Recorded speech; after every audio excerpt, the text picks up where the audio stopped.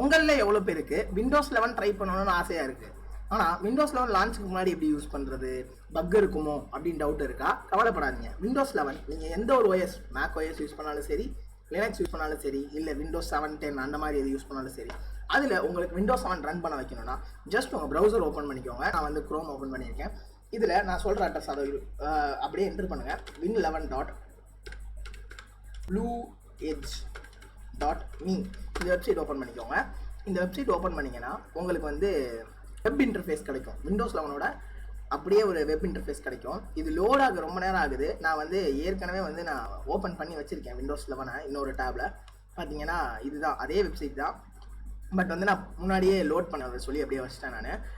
இது உள்ளே போனோடனே ஃபஸ்ட்டு உங்களுக்கு பாஸ்வேர்ட் கேட்கும். பாஸ்வேர்டு வந்து என்னென்னு பார்த்தீங்கன்னா 12345678 இதுதான் வந்து பாஸ்வேர்டு. உள்ளே போனீங்கன்னா விண்டோஸ் 11 இருக்க ஃபீச்சர்ஸ் எல்லாம் எப்படி இருக்கும் அப்படின்னு சொல்லி நீங்கள் சும்மா செக் பண்ணிக்கலாம். பார்த்துக்கிட்டிங்களா? இதுதான் விண்டோஸ் 11ஓட இன்டர்ஃபேஸு. இதில் வந்து டிஃபால்ட்டாகவே ஸ்பாட்டிஃபை கொடுக்குறாங்க. அதுக்கப்புறம் வந்து பார்த்தீங்கன்னா VS கோடு எடிட்டர் வந்துடுது. ஒயிட் போர்ட் கூட டிஃபால்ட்டாகவே கொடுக்குறாங்க அவங்க. பார்த்தீங்களா, ஒயிட் போர்ட் கூட வந்துடுது.